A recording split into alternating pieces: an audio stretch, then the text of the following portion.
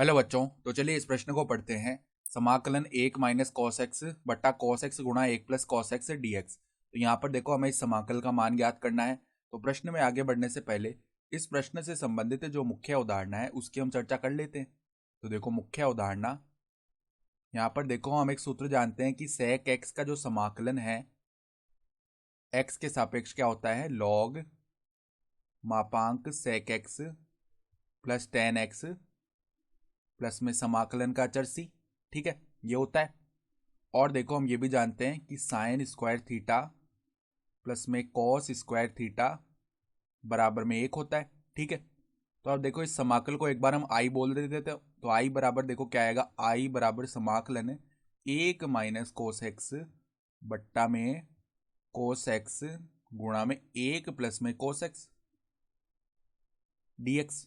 ठीक है, तो अब देखो ये समाकलन करने के लिए हम क्या करेंगे, पहले हम देखो ऊपर नीचे हम किससे गुणा कर लेते हैं, 1 माइनस कॉस एक्स से। तो यहाँ पर देखो 1 माइनस कोस एक्स गुणा में 1 minus cos x.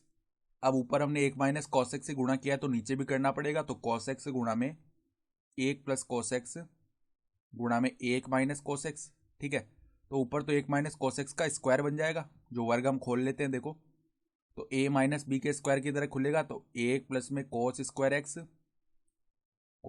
X minus में क्या आ जाएगा 2 कोस एक्स। ठीक है, और बट्टा में देखो यहाँ पर कोस एक्स गुणा में यहाँ पर a प्लस बी गुणा a माइनस बी लिखा हुआ है, तो वो a square minus B square बनेगा, तो ये 1 माइनस कॉस स्क्वायर एक्स बन जाएगा, जिसका मान किसके बराबर होता है, साइन स्क्वायर एक्स के बराबर होता है। ठीक है, तो अब देखो हम अलग अलग कर लेते हैं सभी पदों को। तो यहाँ पर देखो डी एक्स बट्टा में आ जाएगा cos x sine square x, एक के साथ हमने अलग किया है पहले, फिर देखो प्लस में कॉस स्क्वायर एक्स के साथ अलग करेंगे, cos x sine square x, तो कॉस एक्स से कॉस एक्स यहाँ पे विभाजित हो जाएगा, तो क्या बन जाएगा हमारे पास में कोस एक्स बट्टा में साइन स्क्वायर एक्स, ये बन गया इसका समाकलन। फिर माइनस में देखो दो तो अचर है बाहर आ गया, फिर कॉस एक्स से कॉस एक्स हो जाएगा भाग, तो यहाँ पे 1 बट्टा साइन स्क्वायर एक्स बन गया, और इसका करना है समाकलन। तो अब देखो आई का मान क्या बन जाएगा, आई बराबर में यहाँ पर देखो हम देखो ये जो ऊपर 1 लिखा हुआ है dx के साथ, इसको हम sine square x plus cos square x ये लिख सकते हैं।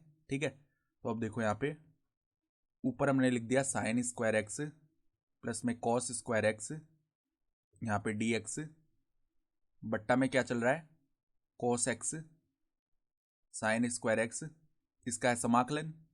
ठीक है, फिर देखो यहाँ पे कॉस एक्स बट्टा साइन स्क्वायर एक्स, तो कॉस एक्स बट्टा साइन एक्स तो हो गया कोट एक्स, और 1 बट्टा साइन एक्स हो जाएगा कोसेक एक्स, तो कोट एक्स गुणा कोसेक एक्स आ गया, तो देखो कोट एक्स गुणा कोसेक एक्स डी एक्स ये बन जाएगा।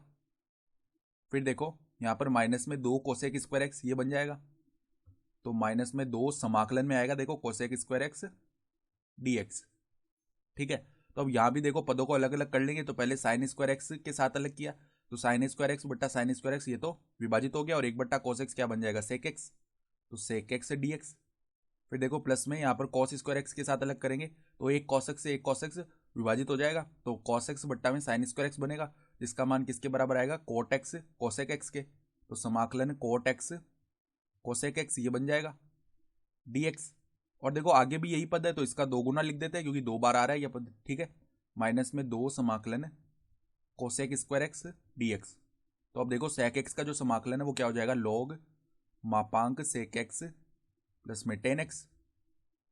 ठीक है, फिर देखो कोट एक्स कोसेक एक्स का जो समाकलन है वो हम जानते हैं किसके बराबर होता है, ये हमारे पास में देखो यहाँ पर बराबर हो जाता है माइनस में 2 कोसेक एक्स आएगा, क्योंकि माइनस में कोसेक एक्स के बराबर होता है, और आगे हमारे पास में प्लस है, तो माइनस का 2 कोसेक एक्स हो गया, माइनस में देखो यहाँ पर कोसेक स्क्वायर एक्स का जो समाकलन है एक्स के सापेक्ष माइनस का कोट एक्स होता है, तो यहाँ पे प्लस में 2 कोट एक्स आएगा, और प्लस में समाकलन का अचर सी। ठीक है, तो यही हमारा क्या हो जाएगा, उत्तर भी हो जाएगा।